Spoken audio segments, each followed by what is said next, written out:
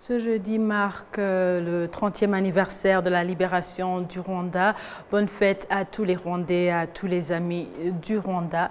Le président de la République du Rwanda, son Excellence Paul Kagame, exhorte donc les jeunes à avoir l'esprit qu'est le devoir de consolider le développement et l'avenir du Rwanda afin qu'il ne soit pas toujours sous la dépendance, alors que d'autres disposent un appui de tout ce qui a été réalisé au cours de 30 dernières années. Nous reviendrons sur cet élément. Maintenant, on continue avec le Rwanda qui célèbre pour la 30e fois la libération du Rwanda. Ceux qui ont échappé au génocide perpétré contre les Tutsis, donc sauvés par les forces de FPR Inkotanyi, se réjouissent de voir leur rêve d'un Rwanda nouveau devenir une réalité 30 ans après. Je vous propose le sentiment de cette dame qui a survécu donc au génocide dans la ville de Kigali. Si on regarde où était le Rwanda en 1994 et où nous sommes aujourd'hui, très peu pourraient reconnaître le Rwanda. Je me rappelle qu'en termes d'éducation, par exemple, en 1993, il y avait moins d'1 million d'enfants dans l'école primaire. Aujourd'hui, on en a plus de 3 millions. Il n'y avait que 50 000 étudiants à l'école secondaire. Aujourd'hui, on a presque 1 million d'étudiants à l'école secondaire, si pas plus. On n'avait que moins de 5 000 étudiants à l'université. Aujourd'hui, on a plus de 120 000 étudiants au niveau supérieur. Si vous regardez dans le domaine de la santé, il y avait très peu de dispensaires, très peu de centres de santé, très peu d'hôpitaux. Aujourd'hui, on a dans presque toutes les unités, les entités administratives, on a au moins un poste de santé. Et quand l'entité administrative s'agrandit, on a un centre de santé. Puis quand elle devient plus grande, on a un hôpital et des hôpitaux de plus en plus bien équipés et avec des médecins qui sont très compétents, à tel point qu'on a maintenant des gens qui viennent se faire soigner au Rwanda à partir des pays limitrophes. Dans le domaine de l'énergie, par exemple, en 1994, il y avait que moins de 6% de Rwandais qui avaient accès à l'électricité. Aujourd'hui, on a plus de 72%. En termes d'accès aux communications, je me rappelle qu'en 1994, il y avait moins de 10 000 Rwandais qui avaient accès au téléphone. Aujourd'hui, le téléphone est devenu accessible à tout le monde. Il y a plus de 9 millions de gens qui ont un téléphone. Je pourrais encore énumérer d'autres réalisations, mais la plus grande réalisation, à mon avis, c'est le fait que les mentalités ont changé. Les Rwandais ne se considèrent plus comme des êtres inférieurs, comme dans le passé, qui devaient vivre de la générosité des gens. Aujourd'hui, les Rwandais sont devenus fiers d'eux-mêmes et ils ont la conviction que tout ce que les autres peuples ont pu atteindre, nous pouvons aussi l'atteindre. Si les Japonais, si les Coréens, si les Européens ou les Américains ont pu se développer, nous pouvons aussi nous développer parce que Dieu ne nous a pas créés comme êtres inférieurs. Nous sommes égaux à eux. C'est une question de détermination et de savoir là où on va. Et je suis convaincu que les progrès que nous avons pu faire pendant les 30 dernières années vont continuer et nous mener à une plus grande transformation de notre pays et nous amener vers un pays développé où tous les Rwandais pourront vivre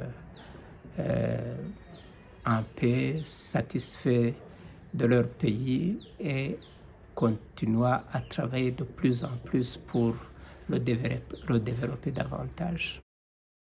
Indépendamment de notre volonté, les images n'étaient pas prêtes, on s'excuse.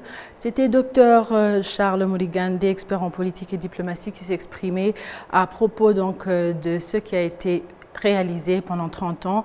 Les analystes, donc les experts en politique et diplomatie, estiment que le développement spectaculaire qu'a connu le Rwanda ces 30 dernières années est véritable, donc un véritable levier qui permettra au pays d'accélérer davantage son évolution et d'assurer le bien-être intégral de toute sa population. Cela intervient alors que le Rwanda célèbre ce 4 juillet le 30e anniversaire de la libération du pays après avoir arrêté le génocide perpétré contre les Tutsis au Rwanda en 1994. C'est comme vient d'exprimer Dr Charles Muligande, expert en politique et diplomatie. Et on continue pour parler donc le Dr Ignace Kabano, professeur d'université, tout comme l'ambassadeur Joseph Mutaboba, expert en politique et diplomatie. Personne ne pourrait contester le développement du Rwanda dans ces 30 dernières années à partir de zéro en 1994. 1994, les pays étaient dévastés. Tout d'abord, après la perte de plus d'1 million des habitants Tutsis qui étaient tués par les génocidaires, le gouvernement génocidaire. Et après cela, le gouvernement dirigé dans l'esprit du Front patriotique rwandais, lequel esprit envisageait l'unité des Rwandais, mais aussi la dignité des Rwandais, l'unité et la dignité des Rwandais. Et dans cet esprit, des politiques ont été adoptées. Et les premières politiques envisagées et adoptées ont été, par exemple, la politique d'unité nationale et la politique de non-discrimination qui, quelconque, a été banni, même dans les identités, tout ça, et les Rwandais ont été réorganisés, les réfugiés ont été rapatriés, et des messages, des visites ont été effectués dans le sens, dans le cadre d'encourager tous les Rwandais de rentrer chez eux et de jouir de la vie partagée et du développement économique. En termes du développement économique, nous constatons que le pas que le Rwanda a franchi est un pas énorme, puisque, par exemple, si nous parlons de l'inflation, en 1994, l'inflation de l'économie rwandaise était à plus de 100%. Tandis qu'aujourd'hui, elle est à 1%, entre 1 et 2%, comme ça.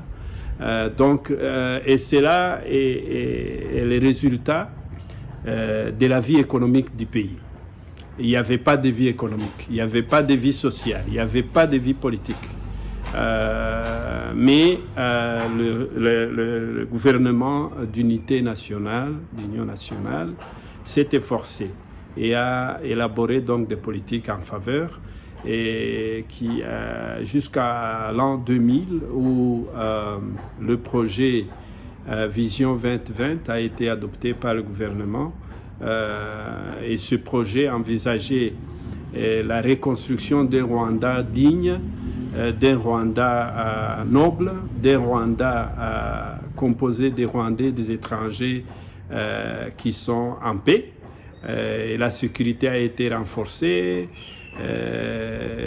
Les politiques qui envisageaient l'encouragement de l'investissement ont été adoptées. Les investisseurs sont venus en bon nombre.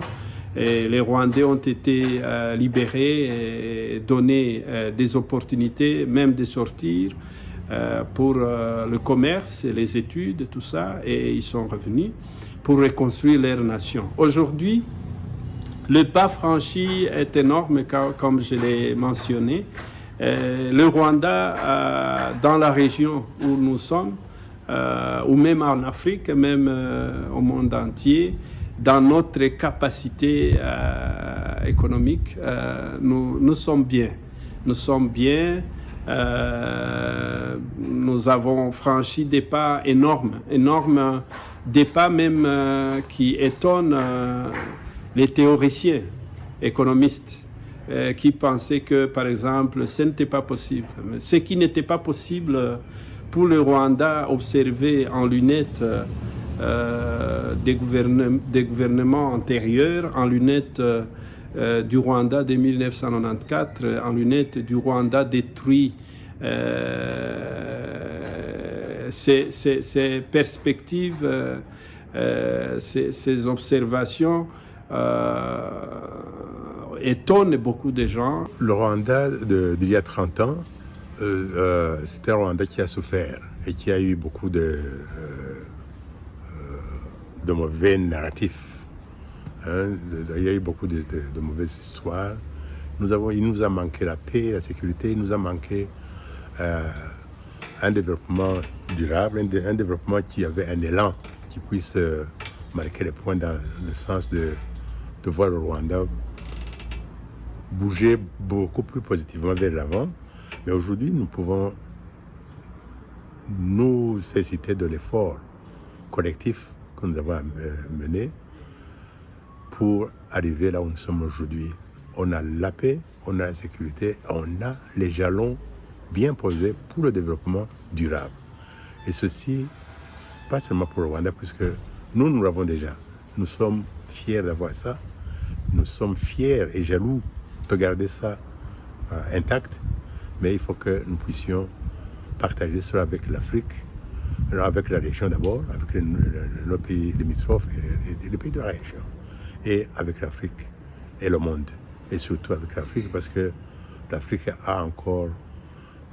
est encore en retard de pouvoir retrouver cette paix, cette sécurité et ce développement dont on a besoin.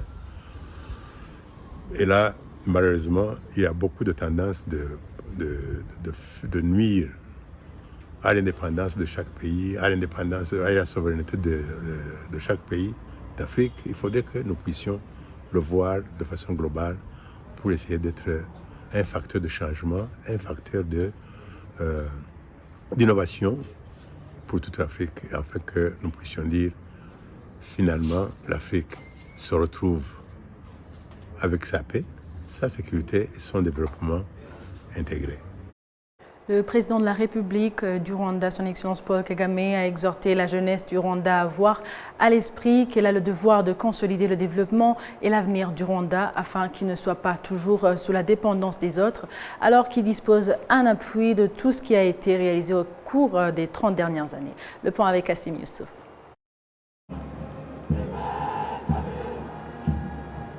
C'est par une parade des forces rwandaises de défense et de la police nationale riche en couleurs qu'a débuté la cérémonie marquant le 30e anniversaire de la libération du Rwanda et l'arrêt du génocide perpétré contre les Tutsis en 1994 dans un stade Amahoro rénové archi-comble. 3 decades ago, au cours des 30 dernières années, cet immeuble a servi de refuge aux Rwandais des alentours et beaucoup ont été secourus. Beaucoup ont été secourus par les membres de l'ex-APR et nous leur témoignons notre gratitude. Cet acte de secourir ceux qui étaient massacrés a été fait beaucoup de fois un peu partout dans le pays. Ce 4 juillet, nous exprimons notre reconnaissance à ceux qui ont libéré le Rwanda et nous rendons hommage à ceux qui sont tombés au champ d'honneur. and remember those who gave their lives. Étaient présents à cette cérémonie le corps diplomatique accrédité au Rwanda et des délégations venues d'autres pays, notamment le Sri Lanka, la Tanzanie, le Kenya et l'Ouganda. Le président de la République et commandant suprême des forces rwandaises de défense, Paul Kagame, a souligné que le Rwanda se trouve là où il n'a jamais été par rapport à tous les jours passés et a salué l'armée patriotique rwandaise qui a libéré le Rwanda car elle a accompli un travail gigantesque qui a fait que le pays réalise le développement qu'on observe actuellement. Le chef de l'État a également indiqué que les forces rwandaises de défense ont été davantage proches des Rwandais dans le processus de leur développement général, notamment dans l'octroi de services de santé. À propos de la sécurité, le président de la République a fait observer que les forces rwandaises de défense continuent à la préserver parce que le Rwanda sait très bien ce que signifie le manque de sécurité. By nature, Rwandan security posture has always been defensive. Naturellement, la priorité du Rwanda en matière de sécurité est défensive et non offensive. Nous agissons seulement lorsque le trouble nous tombe dessus. Nous privilégions les opérations et le travail en commun. Le Rwanda recherche la paix pour eux-mêmes et pour tout un chacun dans notre région. Nous savons la valeur de la paix plus que quiconque autre, et peut-être encore plus. S'il y a besoin d'une action humanitaire, le Rwanda ne sera pas absent. Cependant, la solution à pareille crise, c'est fixer les causes premières engendrées par des problèmes politiques. La réponse humanitaire ne peut pas remplacer les solutions issues de la politique. Humanitarian response cannot substitute for political solutions. Le président de la République a fait savoir que la libération est un choix comme les Rwandais l'ont fait et que rien au monde ne pourra altérer cet objectif des Rwandais. La politique actuelle du Rwanda repose sur la redevabilité, a-t-il souligné, et que tout le monde vive dans l'épanouissement sans aucun dérangement, ajoutant que s'il y a ceux qui ne comprennent pas la politique du Rwanda et son développement et qui se servent des réseaux sociaux pour diviser les Rwandais, ils ne parviendront à rien parce que les Rwandais savent ce qu'ils désirent en se référant à leurs valeurs morales. Le chef de l'État a exhorté les Rwandais à rester davantage prudents comme ils l'ont démontré au cours des 30 dernières années après la libération du pays. Le président Kagame a indiqué aux jeunes que l'avenir du pays leur appartient et qu'ils ont le rôle d'exploiter les opportunités existantes et développer le pays. I'm addressing this message in particular. J'adresse ce message surtout aux jeunes de ce pays en insistant sur ceux qui sont nés au cours des 30 dernières années. La préservation de ce pays vous appartient. Vous devez vous battre pour lui, pour qu'il soit prospère. Il est important de le répéter. La vraie libération commence lorsqu'il n'y a plus de sifflement de balles. The liberation generation to take us further. Le chef de l'État a fait observer que le Rwanda suit une bonne direction et que le combat actuel est de vaincre la pauvreté et de ne pas fixer le regard vers les autres, mais que cela ne sera possible que si le sifflement des balles n'est plus entendu. Population dans différentes parties du pays que les combattants du groupe terroriste FDLR infiltré avaient pris en otage dans un passé pas lointain félicitent le leadership du pays et les forces rwandaises de défense pour avoir rétabli la sécurité qui a été le socle inébranlable de l'investissement au cours de 30 dernières années. Kassim Youssouf. La guerre que les infiltrés ont imposée aux habitants des anciennes préfectures de Kibuye, Gisenyi, Kigali, Ruhengeri et une partie de Gitarama ne sera jamais oubliée.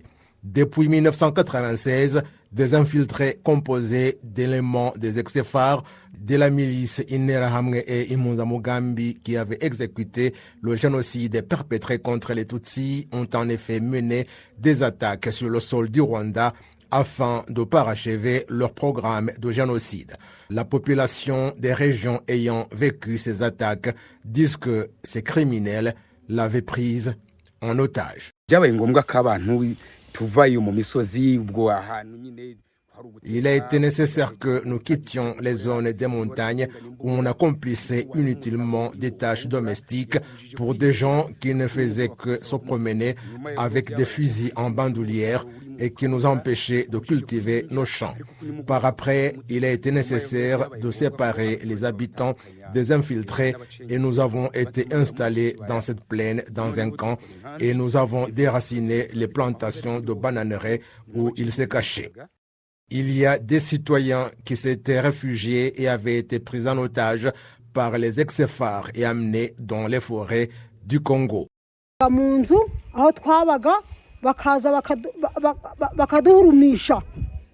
Ils entraient dans les maisons où nous vivions pour piller nos biens. Ils n'acceptaient pas que nous puissions rentrer et moi, j'ai pris la décision de revenir au pays avec mes enfants sans que personne ne le sache.